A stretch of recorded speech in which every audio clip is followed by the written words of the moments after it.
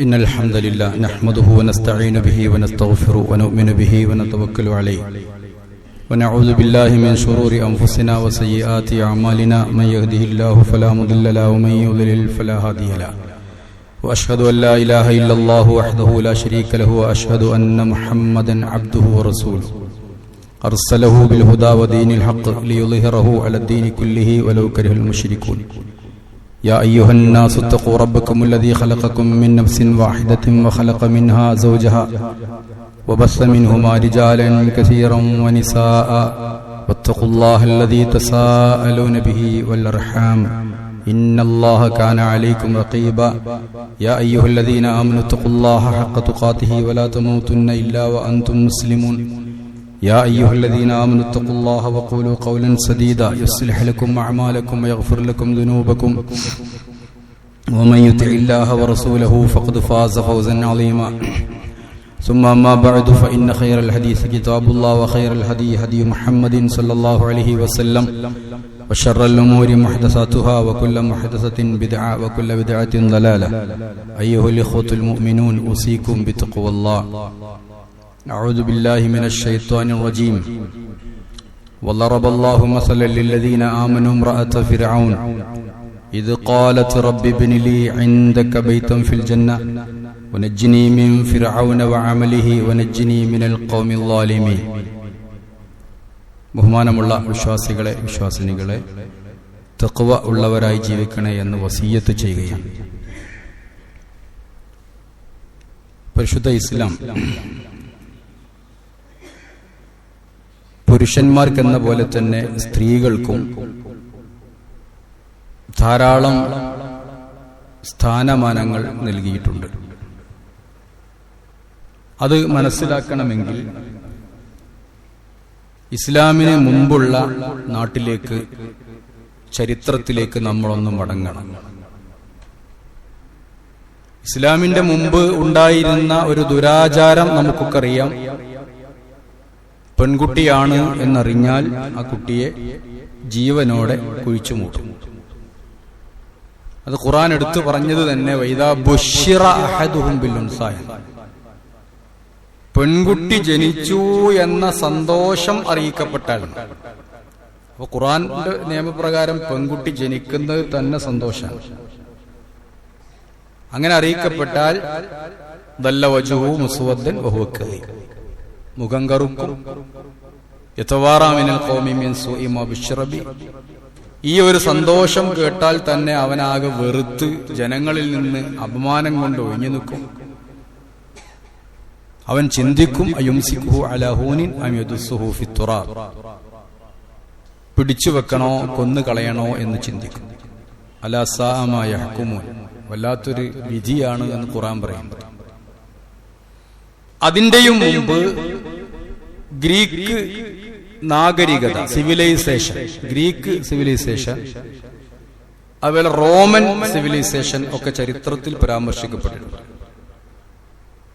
അത്ര ഹലാറത്ത് അല്ലെങ്കിൽ സിവിലൈസേഷൻ, നാഗരികത ഉണ്ടായിട്ട് കൂടി അവിടേക്ക് ഒരു സ്ത്രീക്ക് എന്താണ് സ്ഥാനമുണ്ടായിരുന്നത് എന്ന് അക്കാലഘട്ടത്തെ ചരിത്രം രേഖപ്പെടുത്തിയത് വായിച്ചാൽ നമുക്ക് മനസ്സിലാക്കാൻ കഴിയും.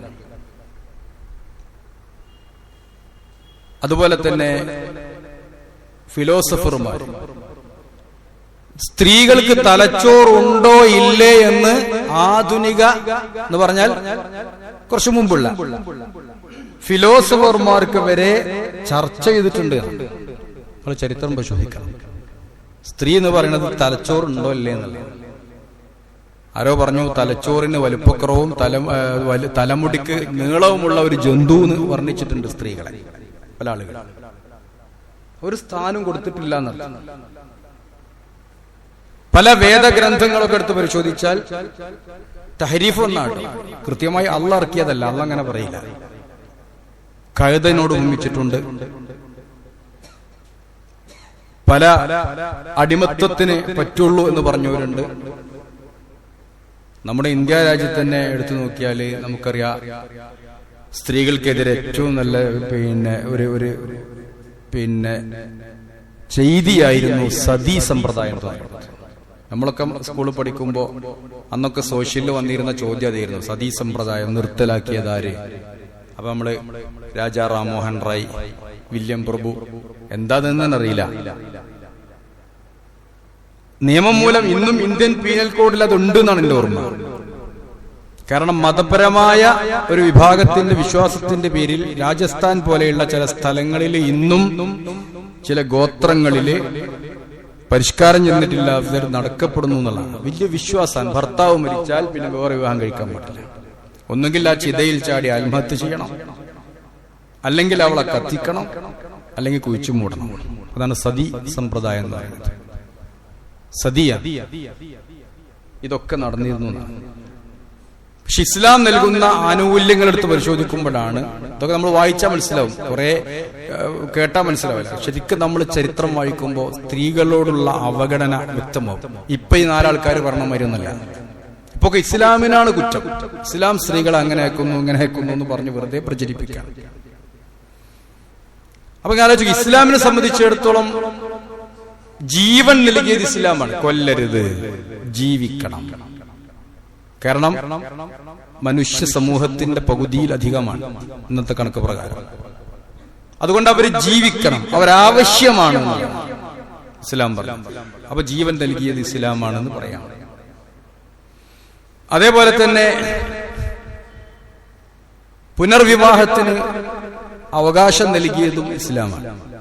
ഇന്നും ചില മതങ്ങളൊന്നും അനുവദിക്കണില്ല. ഭർത്താവ് മരിച്ചാൽ ഭാര്യയ്ക്ക് പുനർവിവാഹത്തിന് അവകാശമുണ്ട്. അവള് ചിതയിൽ ചാടി മരിക്കേണ്ടവളല്ല. ജീവിതകാലം മുഴുവനും ഭർത്താവില്ലാതെ ജീവിക്കേണ്ടവളല്ല. ഇസ്ലാമിന്റെ നിയമമാണ്. ജാഹിലിയ കാലഘട്ടത്തിൽ അനന്തര സ്വത്തുകളിൽ അവഗണിക്കപ്പെട്ടിരുന്നു അവർ. പക്ഷെ ഖുർആൻ പറഞ്ഞു പറ്റൂല. ലിർരിജാലി നസീബും മിമ്മാ തറക്കൽ വാലിദാനി വൽ ഖറബൂൻ. സൂറത്തുൻ നിസാഇന്റെ തുടക്കത്തിൽ കാണാൻ സാധിക്കും. ബന്ധപ്പെട്ടവര് ഒഴിഞ്ഞു പോകുമ്പോ അവരുടെ സ്വത്തിൽ സ്ത്രീകൾക്ക് പുരുഷന്മാർക്ക് അവകാശമുണ്ട്. വലിൻ നിസാഇ നസീബും മിമ്മാ തറക്കൽ വാലിദാനി വൽ ഖറബൂൻ. മാതാവും പിതാവും ബന്ധപ്പെട്ടവരും വിട്ടേച്ചു പോകുന്ന സ്വത്തിൽ സ്ത്രീകൾക്കും അവകാശമുണ്ട്. മിമ്മാ കസുറ മിൻഹു മിമ്മാ ഖല്ല മിൻഹു ഔ കസുറ നസീബൻ മഫ്റൂളാ. കുറച്ചാണെങ്കിലും അതിലുണ്ട് അവകാശം, കൂടുതലാണെങ്കിലും അതിൽ അവകാശമുണ്ട് എന്നാണ്. ആണിന്റെ മുതലാണെങ്കിലും അവകാശമുണ്ട്, പെണ്ണിന്റെ മുതലാണെങ്കിലും അവകാശമുണ്ട്. ഇപ്പൊ ചില മൊയ്ലിയന്മാരൊക്കെ കാണാം, പെണ്ണിന്റെ മുതലാണെങ്കിൽ അതിൽ പൗതി അല്ലാതെ എല്ലാവർക്കും തുല്യമായി ഓരിയക്കണം എന്നൊക്കെ പറഞ്ഞ ചില ഓരിയാളിട്ടുള്ള മൊയ്ലിയന്മാർ നടക്കുന്നതാണ്. ആളുകൾ മസാല ചോദിക്കാറുണ്ട്. ഒന്നും ശരിയല്ല. കൃത്യമായി മരിച്ചത് ആണാണെങ്കിലും പെണ്ണാണെങ്കിലും ഒരേ നിയമമാണ്. അപ്പൊ കൃത്യമായി അവകാശമുണ്ട് അനന്തര സ്വത്ത്. മാത്രല്ല പരിശുദ്ധ ഖുർആനിലെ സൂറത്തുൻ നിസാ അർ-റിജാൽ എന്ന് പറയേണ്ട ഒരു അധ്യായമല്ല, പുരുഷന്മാർ എന്ന് പറഞ്ഞ അധ്യായമല്ല. പുരുഷന്മാരെ പറ്റി പറഞ്ഞിട്ടുണ്ട്, പുരുഷന്മാരെ പേരിൽ അധ്യായങ്ങളുണ്ട്. അൻ-നിസാ സ്ത്രീകൾ എന്ന് പറയുന്ന ഒരു അധ്യായം പോലും ഖുർആനിൽ പറഞ്ഞിട്ടുണ്ട്. അതിൽ സ്ത്രീകളുടെ അവകാശങ്ങളാണ് കൃത്യമായി പറഞ്ഞിട്ടുള്ളത്. അതേപോലെ അനന്തര സ്വത്ത് ഓഹരി വെക്കുന്നതിനെ കുറിച്ചാണ് പറഞ്ഞിട്ടുള്ളത്. അതൊക്കെ സൂറത്തുൻ നിസാ. നിങ്ങൾ ആലോചിച്ചു, ലോകത്ത് പുരുഷന്മാരാവട്ടെ സ്ത്രീകളാകട്ടെ, കാഫിറുകൾക്ക് മൊത്തത്തിൽ അള്ളാഹു ഉദാഹരണം പറഞ്ഞത് സ്ത്രീകളെയാണ്, ഒരു പുരുഷനെ അല്ലല്ലോ പറഞ്ഞത്. ഞാൻ ഓതി കേൾപ്പിച്ചത് അതാണ്. ലോകത്തിലെ മൊത്തം മുഅ്മിനീങ്ങൾക്ക് ഉദാഹരണം പെണ്ണാണ്. ആണും പെണ്ണൊക്കെ അതിൽ പോയി. ലോകത്തിൽ മൊത്തം അവിശ്വാസികൾക്ക് ഉദാഹരണം പറഞ്ഞതും പെണ്ണാണ്. ലറബല്ലാഹു മസലൻ ലില്ലദീന കഫറു. അവിശ്വാസികൾക്ക് അല്ലാഹു ഉദാഹരണം പറയാം. ഇംറഅത നൂഹിൻ വംറഅത ലൂത്ത്. അതാണ് കാഫിറുകളായ മനുഷ്യർക്കുള്ള ബാധ്യത, മനുഷ്യർക്കുള്ള മാതൃക. ഇംറഅത നൂഹ് വംറഅത ലൂത്ത്. നൂഹിന്റെ ഭാര്യ, ലൂത്തിന്റെ ഭാര്യ. 2 പെണ്ണുങ്ങളും കുരുത്തംകെട്ട പെണ്ണുങ്ങളായിരുന്നു. അപ്പൊ കുരുത്തക്കേടിന്റെ മാതൃകയായിട്ട് അള്ളാഹു എണ്ണിയത് പെണ്ണിനെയാണ്. തിരിച്ചുപ്പുറം അങ്ങനെ തന്നെ. ലറബല്ലാഹു മസലൻ ലില്ലദീന ആമനു ഇംറഅത ഫിർഔൻ. വിശ്വാസികൾക്ക് മുഴുക്കയും ഉദാഹരണമായി നിൽക്കുന്നത് ആസിയ ഇംറഅത്തു ഫിർഔൻ.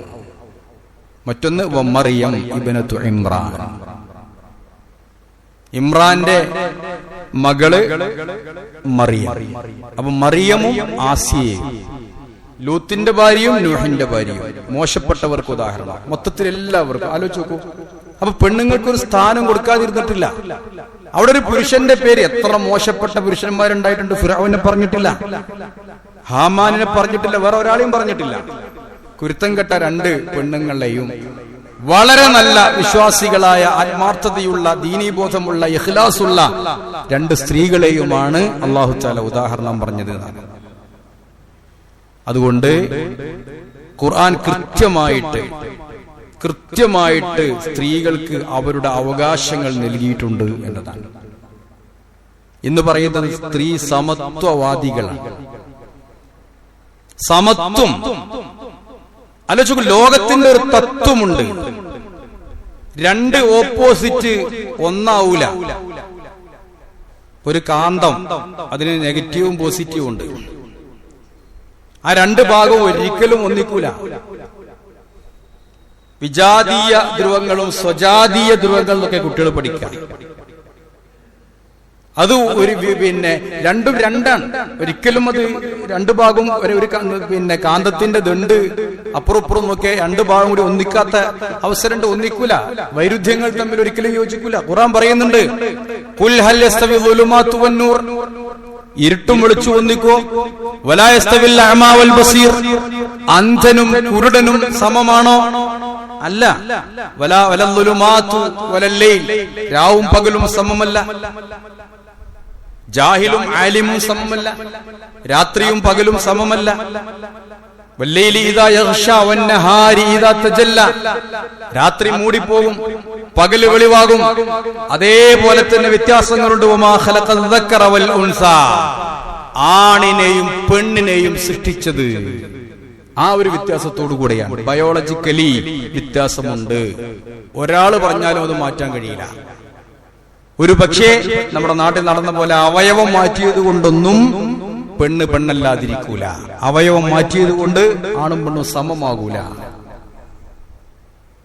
ആണായിട്ട് അവരെന്നെ നിൽക്കണം. പിന്നെ എന്താ ഇസ്ലാം പറയുന്നത്? സമത്വമല്ല, സമനീതിയാണ്.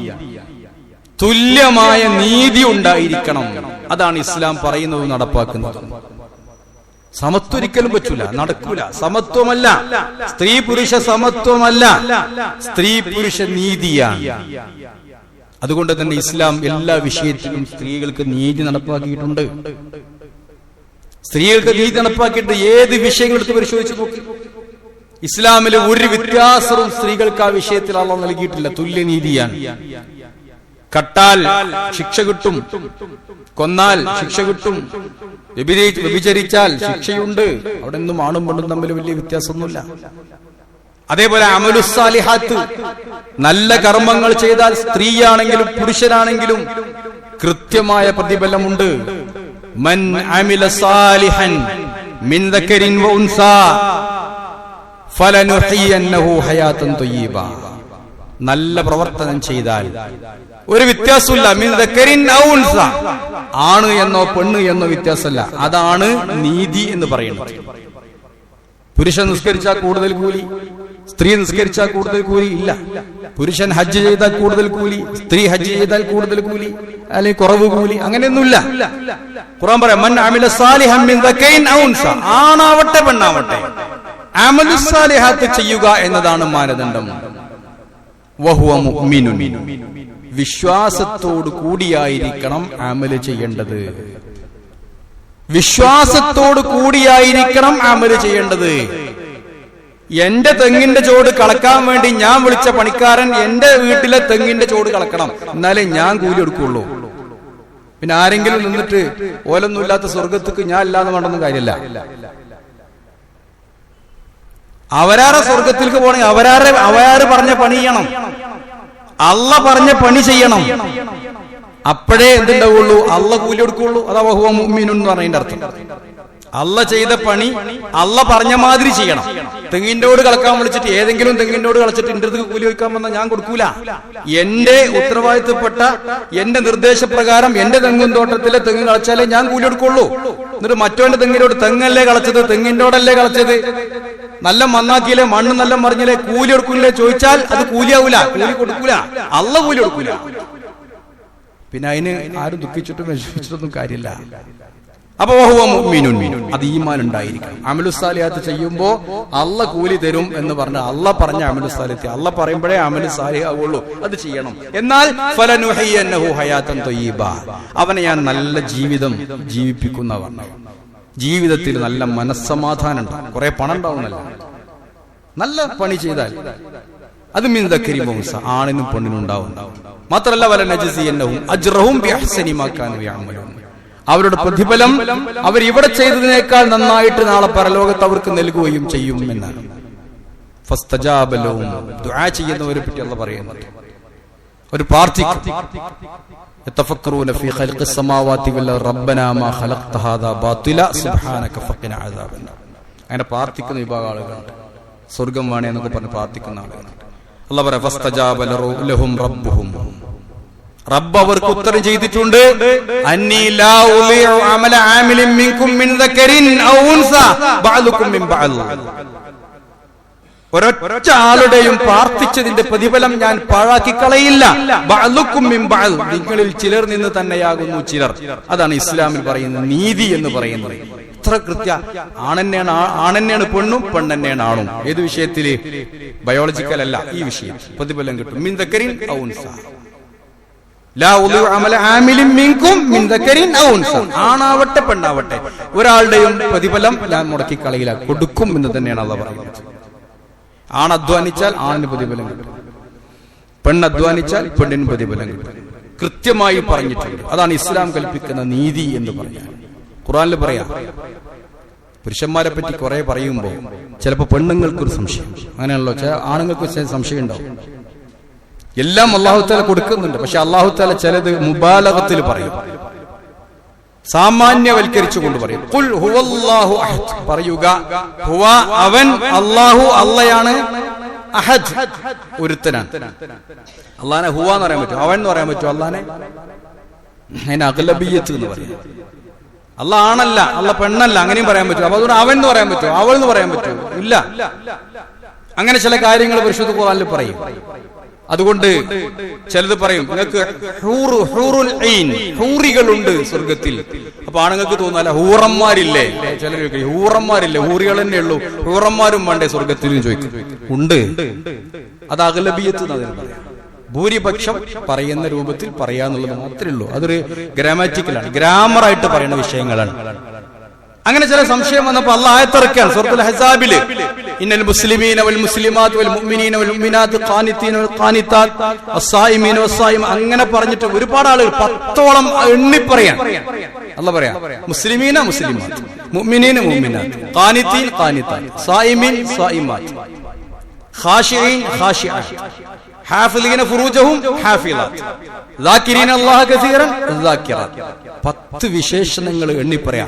ആണിനെ പറഞ്ഞ അതേപോലെ തന്നെ പെണ്ണിനും അല്ലാഹ് പറയാ, വഅദ്ദല്ലാഹു ലഹും മഗ്ഫിറതൻ വഅജ്റൻ അളീമ, അവർക്കൊക്കെ അല്ലാഹു തആല മഗ്ഫിറത്തും വലിയ പ്രതിഫലവും ഒരുക്കി വെച്ചിട്ടുണ്ട് എന്നാണ്. ആണും തമ്മിൽ പെണ്ണും തമ്മിൽ ഒരു വ്യത്യാസവുമില്ല. പിന്നെന്താന്ന് വെച്ചാൽ ചില ഇളവുകൾ ഉണ്ടാകുമെന്ന് ഇസ്ലാമിലെ ഒരു അറബിക്കില് അല്ലെങ്കിൽ ശരീഅത്തിലൊരു നിയമമുണ്ട്. കുല്ലമാ സാദത്ത് ശരീഫു സാദത്ത് തക്ലീഫു, ബഹുമാനവും ശ്രേഷ്ഠതയും കൂടുന്നതനുസരിച്ച് ശറഇലെ വിധികളുടെ ഉത്തരവാദിത്തങ്ങളും കൂടും എന്നാണ്. അങ്ങനെ തന്നെയല്ലേ ഒരു പ്രസിഡന്റിനുള്ള ഉത്തരവാദിത്തമില്ലേ? നേതൃസ്ഥാനം കൂടുന്നതനുസരിച്ച് ഉത്തരവാദിത്തങ്ങൾ കൂടും, വലിയ ആളുകൾക്ക് വലിയ ഉത്തരവാദിത്തം ഉണ്ടാവും. അതുകൊണ്ട് പെണ്ണിനെ സംബന്ധിച്ചിടത്തോളം ചില ആനുകൂല്യങ്ങൾ ഉണ്ടാവും, പെണ്ണാണ് എന്ന് പരിഗണിച്ചുകൊണ്ട്. ബാക്കിയുള്ള കാര്യങ്ങളൊക്കെ അങ്ങനെ തന്നെയാണ്. ഇപ്പോ സാധാരണക്കാരേക്കാൾ ഉത്തരവാദിത്തം നബിമാർക്കുണ്ട്, നബിമാർക്കുണ്ട്. നബിമാരിൽ തന്നെ ചില നബിമാർക്ക് ചില നബിമാരേക്കാൾ ഉത്തരവാദിത്തമുണ്ട്. അതൊരു ശരീഅത്ത് നിയമമാണ്. അതുകൊണ്ട് ചില ആനുകൂല്യങ്ങൾ സ്ത്രീകൾക്ക് കൊടുത്തു എന്നല്ലാതെ ഒരു നിലക്കും അല്ലാഹു തആല പ്രതിഫലങ്ങൾ നഷ്ടപ്പെടുത്തുന്നില്ല. അതുകൊണ്ട് പരിശുദ്ധ ഖുർആൻ പറയാം, ഞാൻ കഴിഞ്ഞ ആഴ്ച ഓതിയ ആയത്തിന്റെ ബാക്കിയത, അർരിജാലു ഖവ്വാമൂന അലൻ നിസാ ബിമാ ഫളലല്ലാഹു ബഅദഹും അലാ ബഅലിൻ വബിമാ അൻഫഖൂ മിൻ അംവാലിഹിം. അതാണ് പുരുഷൻ. കഴിഞ്ഞ ആഴ്ച വിശദീകരിച്ചു. ഫസ്വാലിഹാത്ത്, നല്ല സ്ത്രീകള് ഖാനിതാത്തുൻ, അവർ അല്ലാഹുവിനെ ഭയപ്പെട്ട് അല്ലാഹുവിനെ അനുസരിച്ച് ജീവിക്കുന്നവരാണ്. ഹാഫിളാത്തുൽ ലിൽ ഗൈബി ബിമാ ഹഫിളല്ലാഹ്, ഭർത്താവിന്റെ അഭാവത്തിൽ അല്ലാഹു സംരക്ഷിച്ചത് സംരക്ഷിക്കുന്നവരാകുന്നു സ്ത്രീകൾ എന്ന്. നല്ല സാലിഹത്തായ പെണ്ണിന്റെ 2 ഉദാഹരണമാണ് അല്ലാഹു പറഞ്ഞത്. 2 കാര്യങ്ങളാണ് അല്ലാഹു തആല പറഞ്ഞത്. ഫസ്സാലിഹാത്തു, സാലിഹത്തായ സ്ത്രീ 2 കാര്യങ്ങൾ അവൾക്കുണ്ടാവണം. ഒന്ന്, അത് ഖാനിത്താത്തു, അല്ലാഹുവിനെ അനുസരിച്ച് ജീവിക്കുന്നവളാവണം എന്നതാണ്. അല്ലാഹു ആനുകൂല്യം കൊടുക്കുമ്പോ അത് നിയമമാണ്. ഓരോരോ നിയമമുണ്ട്. എന്തിനാ നിയമം ലംഘിക്കാനുള്ളതല്ല, പാലിക്കാനുള്ളതാണ്. ആ നിയമം പാലിച്ചാൽ അപകടത്തിൽപ്പെടൂല, പാലിച്ചിട്ടില്ലെങ്കിൽ അപകടത്തിൽപ്പെടും. അതുകൊണ്ട് ഖാനിതാത്തുൻ, റബ്ബിനെ അനുസരിച്ച് ജീവിക്കണം. റബ്ബ് പറഞ്ഞ കാര്യങ്ങൾ അനുസരിക്കാൻ ബാധ്യസ്ഥയാണ് ഒരു പെണ്ണ്. ഒരു സംശയവും അതിലില്ല. നിയമങ്ങളാണ്. പെണ്ണിനോട് ഇബാദത്തുകൾ ചെയ്യാൻ പറഞ്ഞിട്ടുണ്ട്, ചെയ്യണം. പെണ്ണ് എന്ന നിലക്ക് മാത്രമായി പ്രത്യേകിച്ച് നബിയുടെ ഭാര്യമാരെ പോലും വിളിച്ചു പറഞ്ഞിട്ടുണ്ട്, നിങ്ങൾ മറ്റുള്ളവരോട് താഴ്ന്നു കൂർന്ന് കൊഞ്ചിക്കൊഴഞ്ഞ് സംസാരിക്കാൻ പാടില്ല. യാ നിസാ അൻ-നബി ലസ്തുന്ന കഅഹദിൻ മിനൻ നിസാ, നബിയുടെ ഭാര്യമാരെ നിങ്ങൾ മറ്റുള്ളവരെ പോലെയല്ല. കാരണം ഇനിത്തഖൈതുന്ന, നിങ്ങൾക്ക് തഖ്വയുണ്ടെങ്കിൽ ഫലാ തഖ്ലഅന ലഹു ബിൽ ഖൗൽ, നിങ്ങൾ അന്യപുരുഷന്മാരോട് ശബ്ദം താഴ്ത്തി കൊഞ്ചിക്കൊഴഞ്ഞ് സംസാരിക്കാൻ പാടില്ല. അങ്ങനെ സംസാരിച്ചാൽ ഫയതുമഅ അല്ലദീ ഫീ ഖൽബിഹി മറളുൻ വഖുൽന ഖൗലൻ മഅറൂഫാ, ഹൃദയത്തിൽ രോഗമുള്ള ആളുകൾ നിങ്ങളിലേക്ക് അനാവശ്യമായി ചാഞ്ഞു പോകും. അതുകൊണ്ട് മര്യാദക്കുള്ള വർത്താനം പറയണം. പിന്നെ പീഡിപ്പിക്കാൻ വരൂല. ആരെങ്കിലും ഒരാണ് ഫോൺ വിളിക്കേ വഴിയിൽ തടയൊക്കെ ചെയ്താൽ കൊഞ്ചിക്കൊഴിഞ്ഞും കൊണ്ട് ഓനോട് അങ്ങോട്ട് പറഞ്ഞാൽ ഓൻ അങ്ങോട്ട് ചായും. ഉറപ്പല്ലേ? എത്ര സൈക്കോളജിക്കല്ല. പോടാ അവിടെ നിന്ന് മൂത്ത് വെക്കേണ്ടി പറഞ്ഞാലോ ഓനോട് പോവും. പിന്നെ അടുത്ത സ്റ്റോപ്പിൽ ഇറങ്ങിപ്പോവും, കാണൂല. നല്ല കൃത്യമാണ്. അത് നിബന്ധനയാണ്. അള്ളാഹുവിനോട് അടങ്ങി ഒതുങ്ങി ജീവിക്കണം. കുല്ലിൽ മുഅ്മിനീൻ യഗ്ളൂന മിൻ അബ്സാരിഹിം, മുഅ്മിനീങ്ങളോട് പറയണം കണ്ണ് ചിമ്പി നടക്കണം. വയഹ്ഫദു ഫുറൂജഹും, അവരുടെ ലൈംഗികാവയവത്തെ സംരക്ഷിക്കണം. വഖുല്ലിൽ മുഅ്മിനാത്തി, മുഅ്മിനത്തായ സ്ത്രീകളോടും പറയണം യഗ്ളൂന മിൻ അബ്സാരിഹിന്ന, അവരുടെ കണ്ണുകൾ അവർ താഴ്ത്തണം. വയഹ്ഫദന ഫുറൂജഹുന്ന, അവരുടെ ലൈംഗികാവയവത്തെ അവർ സുരക്ഷിതമായി കാത്തു സൂക്ഷിക്കണം. കാരണം ആ അവയവം, ആ ശരീരം, അത് അല്ലാഹു സൂക്ഷിക്കാൻ ഏൽപ്പിച്ചതാണ്. ഭർത്താവിന് മാത്രമേ അവകാശപ്പെടുള്ളൂ. അതാ ഫസ്സാലിഹാത്തു ഖാനിതാത്തുൻ ഹാഫിളാത്തുൽ ലിൽ ഗൈബി ബിമാ ഹഫിളല്ലാഹ്, അല്ലാഹു അദൃശ്യത്തിൽ സംരക്ഷിക്കാൻ പറഞ്ഞതിനെ അഭാവത്തിലും ഭർത്താവിന്റെ അഭാവത്തിലും അവൾ സൂക്ഷിക്കുന്നവളാണ്. അള്ളാന്റെ കൽപ്പന അനുസരിക്കും. ഭർത്താവിന്റെ അഭാവത്തിൽ ഭർത്താവിൻ തന്റെ ചാരിത്രത്തെ സംരക്ഷിക്കും. 2 നിബന്ധനയാണ്. അതാണ് സാലിഹത്തായ പെണ്ണ്. റബ്ബനാ ആതിനാ ഫിദ്ദുനിയ, മധുആർക്കാൻ ദുആണല്ലോ. റബ്ബനാ ആതിനാ ഫിദ്ദുനിയ ഹസന, പടച്ചോനെ ദുനിയാവിൽ ഹസനത്ത് തരണേ. എന്താ ദുനിയാവിൽ ഹസനത്ത്? വഫിൽ ആഖിറത്തി ഹസന, പരലോകത്തും ഹസനത്ത് തരണേ. ദുനിയാവിലെ ഹസനത്ത് അൽ മർഅത്തു സ്വാലിഹ. ആ പ്രാർത്ഥനയുടെ അർത്ഥം അതാണ് എന്ന് വ്യാഖ്യാനിച്ച പണ്ഡിതന്മാരുണ്ട്. റബ്ബനാ ആതിനാ ഫിദ്ദുനിയ ഹസന എന്ന് പറഞ്ഞാൽ അർത്ഥം എന്താണ്? പടച്ചോനെ ദുനിയാവിൽ എനിക്ക് സാലിഹായ ഒരു സ്ത്രീയെ തരണേ എന്നാണ് അതിന്റെ അർത്ഥം. സാലിഹായ ഒരു ഭാര്യയെ തരണം. അത് പോയില്ല. ഞാൻ കഴിഞ്ഞ ആഴ്ച പറഞ്ഞ പോലെ ഭാര്യ, വണ്ടി, വീടൊക്കെ നമ്മൾ പറഞ്ഞില്ലേ, അത് പോയി. അതുകൊണ്ട് റബ്ബനാ ആതിനാ ഫിദ്ദുനിയ ഹസന അൽ മർഅത്തു സ്വാലിഹ വ്യാഖ്യാനിച്ചു. വഫിൽ ആഖിറത്തി ഹസന, പരലോകത്ത് ഹസനത്ത് തരണേ പറഞ്ഞാൽ അൽ ജന്ന, അത് സ്വർഗമാണ്. പരലോകത്ത് സ്വർഗം തരണേ എന്നാണ് പറയുന്നത്. അപ്പോ അല്ലാഹു തആല പറയാം, പ്രാർത്ഥിക്കാൻ വേണ്ടി പറയാം, നല്ലൊരു പെണ്ണാണ്. വസ്സാലിഹാത്തു ഖാനിതാത്തുൻ, അല്ലാഹുവിനെ അനുസരിക്കും. അല്ലാഹ് നല്ല നിലക്ക് വസ്ത്രം ധരിക്കാൻ പറഞ്ഞിട്ടുണ്ട്. ഖുൽ യാ അയ്യുഹൻ നബിയ്യു ഖുൽ ലിഅസ്വാജി, നബി നിങ്ങളുടെ ഭാര്യമാരോട് പറയണം. വബനാതിക, നിങ്ങളുടെ മക്കളോട് പറയണം. വനിസാഇൽ മുഅ്മിനീൻ, മുഅ്മിനീങ്ങളായ എല്ലാ സ്ത്രീകളോടും പറയണം. യുദ്നീന അലൈഹിന്ന മിൻ ജലാബീബിഹിന്ന, അവരുടെ മൂടുപടം അവർക്ക് മേലെ താഴ്ത്തിയിടട്ടെ. എന്തിനാണ്? ദാലിക അദ്നാ അയ്യുറഫൻ, അവർ അറിയപ്പെടാൻ അതാണ് നല്ലത്. പർദ്ദങ്ങനിട്ട് പോകുമ്പോ കാണുമ്പോ തന്നെ തോന്നും അതൊരു മുസ്ലിം സ്ത്രീയാണ്. അതുകൊണ്ട് തന്നെ അവര് പീഡിപ്പിക്കപ്പെടുകയുമില്ല, ആക്രമിക്കപ്പെടുകയുമില്ല. ഖുർആൻ പറഞ്ഞതാ മാന്യമായി വസ്ത്രം ധരിച്ച് നടന്നാൽ. പക്ഷെ ഇന്ന് അതാണ് ഫാഷൻ. എല്ലാ തോന്നിയാസം കാട്ട ഉപയോഗിക്കുന്നത് ഈ ജിൽബാബാണ്, മൂടുപടമാണ്. അതുകൊണ്ട് അവര് മുഖം പിന്നെ താഴ്ത്തിയിടട്ടെ. അവരുടെ ഹിമാർ മക്കന, അവരുടെ മക്കന മുഖം മറക്കുന്നത് മാറിടത്തിലൂടെ താഴ്ത്തിയിടട്ടെ എന്ന് ഖുർആൻ പറയാം. എന്തിനാണ്? മാറുമറക്കാൻ. നമ്മുടെ ഇന്ത്യ രാജ്യത്ത്, പ്രത്യേകിച്ച് നമ്മുടെയൊക്കെ കേരളത്തിലൊക്കെ മാറുമറക്കാൻ വേണ്ടി സമരം ചെയ്ത ആളുകളാണ്. സമരം വരെ ഇവിടെ നടന്നിട്ടുണ്ട്. മാറുമറക്കുന്നത് തെറ്റായിരുന്നു ഒരു കാലത്ത്. പക്ഷെ ഇപ്പോ സ്ത്രീകൾക്കത് പ്രദർശിപ്പിക്കാൻ ഇൻസ്റ്റാഗ്രാമിലും ഫേസ്ബുക്കിലും പിന്നെന്താണെന്ന് വെച്ചാൽ ഇതൊക്കെ ആകെ പ്രദർശിപ്പിക്കാൻ, ശരീരത്തിന്റെ നിമ്നോന്നതകൾ, ഉയർച്ച താഴ്ചകൾ കാണാതിരിക്കാനാണ്. അതുകൊണ്ട് ഔറത്ത് മറക്കുക എന്നാ പറയാം. ഞാൻ പറയലുണ്ട്, ഔറത്ത് പൊതിയാന്നല്ല, പൊതിഞ്ഞാൽ അതിന്റെ രൂപം കാണും. ഈ മൈക്കപ്പ് കൊണ്ട് പൊതിഞ്ഞാൽ ശരിക്കും മൈക്കന്റെ രൂപം നിങ്ങൾക്ക് കാണാൻ പറ്റും. അങ്ങനെയല്ല പുരുഷന്റെയും സ്ത്രീയുടെയും ഔറത്ത്, പൊതിയാനുള്ളതല്ല. പുരുഷന്മാർ അതിനെ ചില പാൻറ്റൊക്കെ ഇടുമ്പോൾ നമ്മൾ ശ്രദ്ധിക്കേണ്ടതുണ്ട്. എന്നാൽ ഇത് മറച്ചാലോ, ഒരു തുണി എടുത്ത് ഇങ്ങനെ മറച്ചാലോ നിങ്ങൾക്കിത് കാണാൻ സാധ്യമല്ല, ഇതിന്റെ രൂപം കാണാൻ സാധ്യമല്ല. ഫാത്തിമ ബീവി റളിയല്ലാഹു അൻഹ അലി റളിയല്ലാഹു അൻഹു പറഞ്ഞു, ഞാൻ മരിച്ചാൽ എന്റെ മയ്യത്ത് നിങ്ങൾ രാത്രി മറവ് ചെയ്യണം, രാത്രി മറവ് ചെയ്യണം. എന്താണ് അലി റളിയല്ലാഹു അൻഹു നടപ്പാക്കി? രാത്രിയാണ്. അങ്ങനെ പലരും ഉപദേശിച്ചിട്ടുണ്ട് കേട്ടോ, പലരും വസിയ്യത്ത് കൊടുത്തിട്ടുണ്ട്. രാത്രി മറവ് ചെയ്യണം.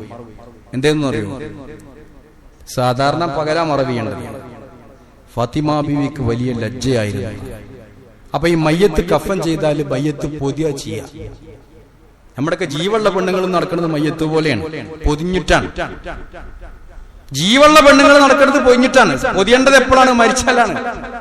മരിച്ചാലാ പൊതിയേണ്ടത്. പൊതിഞ്ഞിട്ട് ആണുങ്ങളുടെ മുമ്പിൽ ആണുങ്ങൾ ഏറ്റിക്കൊടുന്ന് ആണുങ്ങളുടെ മുന്നിൽ അവിടെ വെക്കും. ഫാത്തിമാവി പറ, അന്യ ആണുങ്ങള് എന്റെ ശരീരത്തിന്റെ ആകാരങ്ങൾ കാണും, ആകാരം കാണും, ആകൃതി കാണും. അതെനിക്ക് സഹിക്കാൻ കഴിയില്ല. അത്രയധികം ലജ്ജിക്കുന്നു ഞാൻ. ആലോചിക്കൂ, ഓലൊക്കെ പോണ്ട സ്വർഗത്ത് പോണ്ട പെണ്ണുങ്ങളെ നമ്മളൊക്കെ പെണ്ണുങ്ങള്, ഓലൊക്കെ കോലം.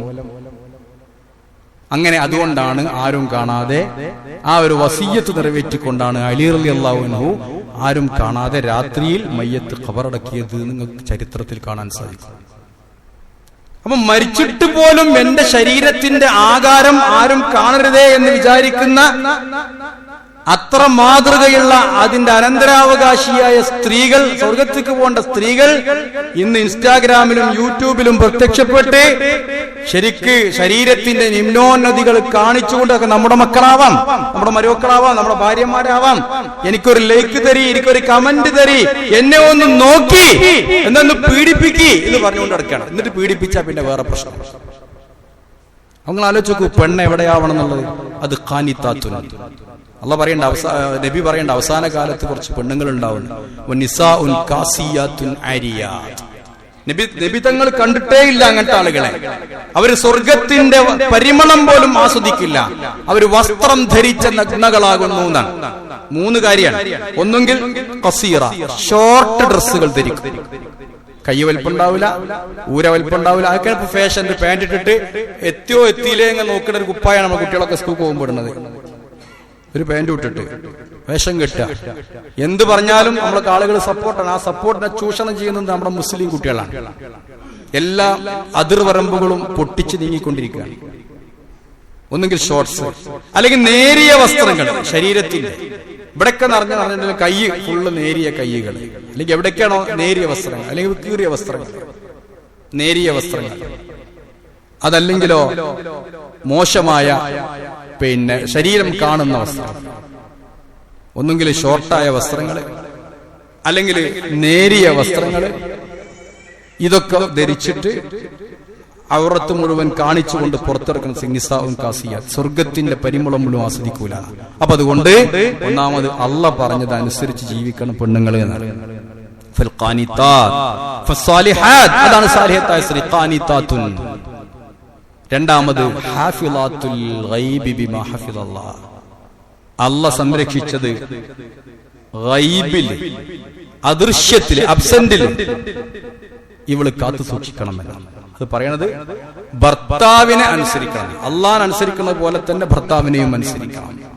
ഇവിടെ അടക്കി വാഴല്ല, മാന്യമായി ഭാര്യമാരോട് പെരുമാറണം, മാന്യമായ രീതി സ്വീകരിക്കണം, മാന്യന്മാര് മാത്രമേ മാന്യമായിട്ട് പെരുമാറുള്ളൂ. അങ്ങനെയൊക്കെ പറഞ്ഞ ആളുകൾ ഒരു കാര്യം പറയുമ്പോ അനുസരിക്കാൻ ആ സൗജത്ത് ഇണ തയ്യാറാകണം എന്നതാണ്. അതൊരു വലിയ കുടുംബജീവിതത്തിൽ ഏറ്റവും പ്രധാനമാണ്. ഭർത്താവ് പറയാ, ഭാര്യ അനുസരിക്കുക. വേണ്ടാത്തൊന്നും പറയലാണ് ഇപ്പം വിവരം മാറട്ടെ, എല്ലാതും പറയുമ്പോൾ അനുസരിക്കാന്നല്ല, മോശമായത് പറഞ്ഞാൽ അനുസരിക്കാൻ പാടില്ല. ലാ തഅത ലി മഖ്ലൂഖിൻ ഫീ മഅസിയത്തിൽ ഖാലിഖി എന്ന പ്രവാചകന്റെ വചനം. അള്ളാഹുവിനെ ധിക്കരിച്ചുകൊണ്ട് ഒരൊറ്റ സൃഷ്ടിക്കും അടിമപ്പെടാൻ പാടില്ല. ആർക്കും അടിമപ്പെടരുത്, എത്ര വലിയവനാണെങ്കിലും ശരി. അള്ളാഹ് പറയണതിന് എതിര് പറഞ്ഞാൽ ഇവൻ അനുസരിക്കാൻ പാടില്ല. ഭർത്താവ് അള്ളാഹ്ക്ക് എതിര് കൽപ്പിച്ചാൽ ഭാര്യ ചെയ്യാൻ പാടില്ല. അള്ളാഹ്ക്ക് എതിരുള്ള ഒരു കാര്യം ഭർത്താവ് കൽപ്പിക്കാനും പാടില്ല. അപ്പൊ മാന്യമായ കാര്യങ്ങൾ കൽപ്പിച്ചാൽ അതനുസരിക്കപ്പെടേണ്ടവൾ തന്നെയാണ്. ആലോചിക്കൂ, സമ്മിലൂനി യാ അയ്യുഹൽ മുസമ്മിൽ, ഖുർആൻ പറഞ്ഞു സമ്മിലൂനി ഖദീജ. അത് മാപ്പിളപ്പാട്ട് പാടാനുള്ളതല്ല, അത് ഗസല് പാടാനുള്ളതല്ല. കുട്ടികളൊക്കെ അങ്ങനെ പാടി നടക്കും, കൊട്ടിയിട്ടും മുട്ടിയിട്ടൊക്കെ പാടും. വലിയ സംഭവമാണ്. നബി സല്ലല്ലാഹു അലൈഹി വസല്ലമ ആ ഹിറാ ഗുഹയില്, മലന്റെ പർവ്വതത്തിന്റെ ഹിറാ പർവ്വതത്തിന്റെ മുകളിൽ പോയിട്ട് ഇരുന്നിട്ട് വഹ്യ് കിട്ടിയിട്ട് ബേജാറായി പേടിച്ചു വന്നത് ഖദീജ ബീവിയുടെ അടുത്തേക്കാണ്. എന്തേ പറഞ്ഞത്? സമ്മിലൂനി ഖദീജ, എനിക്കൊന്ന് പുതച്ചു തരണം. ഭർത്താവിന് ആവശ്യം അതാണ്. ഭർത്താവ് എന്തേ ചെയ്ത്? ഭാര്യ എന്തേ ചെയ്തത്? ഖദീജ ബീവി എന്ത് ചെയ്തത്? പുതച്ചു കൊടുത്തു. പുതച്ചു കൊടുത്തു. ചോദ്യം ചെയ്യാൻ നിന്നിട്ടില്ല, ഇന്റർവ്യൂ നടത്തിയിട്ടില്ല. എന്തേ നിങ്ങൾക്ക് പറ്റി, എവിടേക്ക് പോയി, നട്ടപ്പാതർക്ക് മലിന്റെ മുള്ള ഒന്നും പറഞ്ഞിട്ടില്ല. അവിടെ അനുസരണമാണ്. നമ്മളെ ഭാര്യമാര് ചെയ്യോ? നമ്മളിങ്ങനെ എന്തെങ്കിലുമൊക്കെ കഴിഞ്ഞാൽ ഒരു ഗ്ലാസ് വെള്ളം എടുത്താൽ എന്തിനപ്പോ വെള്ളം, സാധാരണ അല്ലാത്തൊരു വെള്ളം കുടിയെന്നാലും ചോദിക്കുക. അങ്ങനെയൊന്നുമല്ല. ഇപ്പൊ അവിടെ ആവശ്യം എനിക്കൊരു പുതപ്പാണ്, പക്ഷെ ആവശ്യം കണ്ടറിഞ്ഞ് ചെയ്തു കൊടുത്തു. അതുകൊണ്ട് തന്നെ ഖദീജ ബീവി മരിക്കുന്നത് വരെ വേറൊരു കല്യാണം കഴിച്ചിട്ടില്ല നബി. അതാണ് ആ ബന്ധം. നമ്മളോ പല ആളുകൾ സ്വീപ്പായി നിൽക്കുക, പുറത്തു പറഞ്ഞില്ലെങ്കിൽ ഒന്ന് പോയി കിട്ടിയെങ്കിൽ ആലോചിച്ച് കുത്തിരിക്കുക. നേരം പോകാൻ വേണ്ടി ടൂർ പോകുക, അങ്ങോട്ട് പോകുക, എങ്ങനെങ്കിലും കഴിച്ചിലായി കിട്ടണം. അല്ലെങ്കിൽ പീടിയെ പോലെ പോയിരിക്കുക. ഇവിടെ അടുത്ത് ചെല്ലാനേ തോന്നുന്നില്ല. എന്താ കാരണം? പറഞ്ഞതൊന്നും കേൾക്കൂല. അങ്ങനെ ആകാൻ പാടില്ല. അപ്പൊ പുതച്ചു കൊടുത്തു. അതാണ് അനുസരണം എന്ന് പറയുന്നത്. അതുകൊണ്ട് തന്നെ മരിച്ചു പോയിട്ടും ഖദീജ ബീവിനെ കുറിച്ച് ഇടക്കിടക്കൊക്കെ നബി സല്ലല്ലാഹു അലൈഹി വസല്ലം പറയും. ആ മൊയ്ലിയന്മാരല്ല ആടിനർത്ത് കൊടുത്തിട്ട് മൗലൂദ് ഓതും പറഞ്ഞില്ല. മൗലൂദല്ല, ഇതാ സംഭവം. മരിച്ചു പോയാലും ആ ഭാര്യയെ കുറിച്ച് വല്ലാത്തൊരു താല്പര്യം മനസ്സിന്. അതെന്താ? ആ ഒരു അനുസരണശീലമാണ്. അതാണ് ഹാഫിളാത്തുൽ ലിൽ ഗൈബ് ബിമാ ഹഫിളല്ലാഹ്. അല്ലാഹു സംരക്ഷിക്കാൻ പറയുന്നത് അത് വിശുദ്ധ സംരക്ഷിക്കും. ആലോചിക്കുക, ഒറ്റ ഹദീസ്. അയ്യുമംറഅത്തിൻ, ഏതൊരു പെണ്ണും സ്വല്ലത്ത് ഖംസഹ, 5 നേരം നിസ്കരിച്ചു, വസാമത്ത് ശഹ്റഹ, വേറെ ഉത്തരവാദിത്വമൊന്നുമില്ല. ആണുങ്ങൾക്ക് എന്തെല്ലാം ഉത്തരവാദിത്തം? ആണുങ്ങൾ നിസ്കരിച്ചുകൊണ്ടിരുന്നാ മതിയോ? നോൽമ്പ് നോറ്റാ മതിയോ? ഇല്ല. കുട്ടികൾക്ക് അധ്വാനിക്കണ്ടേ, കുട്ടികൾക്ക് ഭക്ഷണം കൊടുത്തു കൊടുക്കണ്ടേ, അവരെ വിശപ്പ് മാറ്റണ്ടേ, ജോലിക്ക് പോണ്ടേ, എന്തെല്ലാം ത്യാഗങ്ങൾ സഹിക്കണം ഒരു പുരുഷൻ. അതാണ് നീതി എന്ന് പറയുന്നത്. അത്രയൊന്നും ഇടങ്ങറാണ്ട് അവൾക്ക് പ്രസവിക്കാണ്ട്, കുട്ടികളെ നോക്കാണ്ട്. അതോടൊപ്പം അയ്യുമംറഅത്തിൻ സ്വല്ലത്ത് ഖംസഹ, 5 നേരം നിസ്കരിച്ചു, വസാമത്ത് ശഹ്റഹ, അവരുടെ 1 മാസം നോമ്പും നോറ്റു, വഅതാഅത് സൗജഹ, അറ്റടുത്ത് ഹഫിളത് ഫർജഹ. അത് പ്രധാനമാണ്. അവളുടെ ലൈംഗികാവയവം അവൾ സൂക്ഷിച്ചു എന്ന് പറഞ്ഞാൽ ചാരിത്ര്യ സംരക്ഷണം നടത്തി. അനാവശ്യമായ നോട്ടമോ പ്രവർത്തനങ്ങളോ ഒന്നും തന്നെ അവളിൽ ഉണ്ടായില്ല. വഅതാഅത് സൗജഹ, ഭർത്താവിനെ അനുസരിക്കുകയും ചെയ്താൽ ദഖലത്തിൽ ജന്ന, സ്വർഗ്ഗത്തിൽ പ്രവേശിച്ചു. അപ്പൊ ഏതൊരു പെണ്ണിനും സ്വർഗ്ഗത്തിൽ പ്രവേശിക്കാൻ വളരെ എളുപ്പമാണ്. 4 കാര്യങ്ങളാണ്, കൃത്യമാണ്. ആണുങ്ങൾക്ക് അത്ര തന്നെ അല്ല, അത്ര ലളിതമായി പറഞ്ഞിട്ടില്ല. മറ്റൊരു ഹദീസിൽ കാണാം, സ്വർഗത്തിൽ 8 കവാടങ്ങളുണ്ട്. ഏത് കവാടമാണോ ഉദ്ദേശിക്കുന്നത് അതിലൂടെ ആ സ്ത്രീക്ക് പോകാം. അതാണ് അള്ളാഹ് പറഞ്ഞു ഫസ്സാലിഹാത്തു ഖാനിതാത്തുൻ ഹാഫിളാത്തുൽ ലിൽ ഗൈബി ബിമാ ഹഫിളല്ലാഹ്. അപ്പൊ നല്ലൊരു പുരുഷനെ പറ്റി അള്ളാഹ് പറഞ്ഞു, നല്ലൊരു സ്ത്രീ ഖാനിതാത്തുൻ, അള്ളാഹ് പറഞ്ഞത് കേൾക്കുക, ഹാഫിളാത്തുൽ ലിൽ ഗൈബ്, ഭർത്താവിനെ പ്രത്യേകിച്ച് ഭർത്താവിന്റെ അഭാവത്തിൽ, അവൻ പുറത്തു പോണവനാണ്, ജോലിക്ക് പോണവനാണ്, ഗൾഫിൽ പോയി അധ്വാനിക്കുന്നവനാണ്, കഷ്ടപ്പെടുന്നവനാണ്, അത് കണ്ടറിയണം. ഹാഫിളാത്തുൽ ലിൽ ഗൈബി ബിമാ ഹഫിളല്ലാഹ്, അള്ളാഹ് സംരക്ഷിക്കുന്നത് ഭർത്താവിന് അഭാവത്തിലാണെങ്കിൽ പോലും സംരക്ഷിക്കുന്നു. അതാണ് ഹഫിളത്ത്. നല്ലൊരു പെണ്ണിനെ കുറിച്ച് ചോദിച്ചപ്പോൾ നബി തങ്ങൾ പറഞ്ഞിട്ടുണ്ട്, ഇദാ നളർത ഇലൈഹാ സർറത്തുക, അവളെ നോക്കിയാൽ തന്നെ അവൾ നിന്നെ സന്തോഷിപ്പിക്കുന്ന. ഭാര്യന്റെ മൂത്ത് നമുക്ക് മൊബൈലിൽ നിന്ന് കണ്ടെടുത്തിട്ട് നോക്കാൻ നേരമില്ലാഞ്ഞിട്ടാണ്. ഇടക്കൊക്കെ നോക്കണം ഭാര്യമാരൊക്കെ മൂത്തുക്ക്, വലിയ കുഴപ്പമൊന്നും ഉണ്ടാവില്ല. അപ്പോ ഇടക്ക് നോക്കിയാൽ തന്നെ ഒരു സന്തോഷം വേണം, നോക്കിയാൽ തന്നെ സന്തോഷം. ഇദാ നളർത ഇലൈഹാ സർറത്തുക വൈൻ അമർതഹാ അതഅതുക, നീ ഒരു കാര്യം പറഞ്ഞാൽ അവൾ നിന്നെ അനുസരിക്കും. വൈൻ ഗിബ്ത അൻഹാ, നീ അവളിൽ നിന്ന് ദൂരെ പോയാൽ, വിദേശത്ത് പോയാൽ, ഹഫിളത്ത് മാലക വനഫ്സഹ, നിന്റെ ധനത്തിനെയും അവളുടെ ശരീരത്തെയും അവൾ സംരക്ഷിക്കും. രണ്ട് ബാധ്യതയാണ് പെണ്ണിനുള്ളത്. നല്ല പെണ്ണങ്ങനെയാണ്. ഭർത്താവിന്റെ മുതല് അത് അനാവശ്യമായിട്ട് അങ്ങോട്ടും ഇങ്ങോട്ടും കൊടുക്കൂല, ശരിക്കും അറിഞ്ഞിട്ടേ കൊടുക്കുള്ളൂ. അതുപോലെ തന്നെ അവളുടെ ചാരിത്രത്തെയും അവൾ സംരക്ഷിക്കും എന്നതാണ്. അതുകൊണ്ട് നല്ല ഭാര്യമാരാവാൻ നമ്മൾ ശ്രമിക്കുക, നല്ല സ്ത്രീകളാവി നമ്മൾ ഭർത്താക്കന്മാരനുസരിച്ച് പോയാൽ തന്നെ. അപ്പൊ പുരുഷൻ, വാപ്പ, ഉമ്മ, ഭർത്താവ്, ഭാര്യ, ഇവരൊക്കെ അവരുടേതായ ഉത്തരവാദിത്വം പാലിച്ചുകൊണ്ട് ഒരു കുടുംബം മുന്നോട്ട് പോയാൽ അപ്പോഴാണ് ഒരു വണ്ടിയുടെ ചക്രം പോലെ എല്ലാവരും ഒരേപോലെ കറങ്ങിയിട്ട് ആ കുടുംബം എന്ന് പറയുന്ന സംവിധാനം മുന്നോട്ട് പോകുന്നത്. അതിന് നമ്മൾ ശ്രമിക്കണം. അള്ളാഹു അനുഗ്രഹിക്കട്ടെ. الحمدلله رب العالمين والعاقبة للمتقين ولا عدوان إلا على الظالمين وصلي وسلم على خاتم الأنبياء والمرسلين نبينا محمد وآله وصحبه أجمعين أما بعد اتقوا الله عباد الله. ബഹുമാന്യരെ, കുടുംബ ജീവിതവുമായി ബന്ധപ്പെട്ട വിഷയത്തിൽ ഇനി മക്കളുടെ ഒരു കാര്യവും അതുപോലെ തന്നെ വളരെ അനിവാര്യമായ ഘട്ടത്തിൽ വരുന്ന ത്വലാഖ് സംബന്ധമായ കാര്യവുമാണ് സൂചിപ്പിക്കാനുള്ളത്. വഴിയെ ഇൻഷാ അല്ലാഹ് നമുക്ക് സൂചിപ്പിക്കാം. പിന്നെ ഒരു കാര്യം സൂചിപ്പിക്കാനുള്ളത്, നമ്മുടെ കരിങ്ങനാട് സലഫിയ നമ്മൾ നടത്തുന്ന ഒരു സ്ഥാപനമാണ്, എല്ലാവർക്കും അറിയാം. അതിന് ഒരു കലണ്ടർ കുട്ടികൾ ഇവിടെ കൊണ്ടുവന്നിട്ടുണ്ട്, ഒരു പരസ്യത്തിന് വേണ്ടിയാണ്. കലണ്ടറിന് കാശൊന്നുമില്ല, കുട്ടികളുടെ അടുത്തൊരു ബക്കറ്റ് ഉണ്ട്. നിങ്ങളെല്ലാവരും കലണ്ടർ കൊണ്ടുപോകണം. തേഞ്ഞില്ലെങ്കിൽ ആവശ്യപ്പെട്ട ഇനിയും കൊണ്ടുവന്നതിനും കുറഞ്ഞ കോപ്പികളെ കൊണ്ടുവന്നിട്ടുള്ളൂ. അപ്പോൾ എന്തെങ്കിലും സംഭാവന നിങ്ങൾ ആ ബക്കറ്റിലിടുക, കലണ്ടർ എടുക്കുക. സംഭാവന ഇല്ലെങ്കിലും കലണ്ടർ എടുക്കാവുന്നതാണ് എന്നറിയിക്കുന്നു. അള്ളാഹു അനുഗ്രഹിക്കട്ടെ. اللهم اغفر للمؤمنين والمؤمنات والمسلمين والمسلمات الأحياء منهم والأموات إنك مجيب الدعوات وقاضي الحاجات. ربنا ظلمنا أنفسنا وإن لم تغفر لنا وترحمنا لنكونن من الخاسرين. اللهم أعز الإسلام والمسلمين وأذل الشرك والمشركين. اللهم ربنا هب لنا من أزواجنا وذرياتنا قرة أعين واجعلنا للمتقين إماما. اللهم أرنا الحق حقا وارزقنا اتباعه وأرنا الباطل باطلا وارزقنا اجتنابه ولا تجعله ملتبسا علينا فنضل وجعلنا للمتقين إماما. اللهم ربنا تقبل منا إنك أنت السميع العليم وتب علينا إنك أنت التواب الرحيم. ربنا اغفر لنا ولإخواننا الذين سبقونا بالإيمان ولا تجعل في قلوبنا غلا للذين آمنوا ربنا إنك رؤوف رحيم.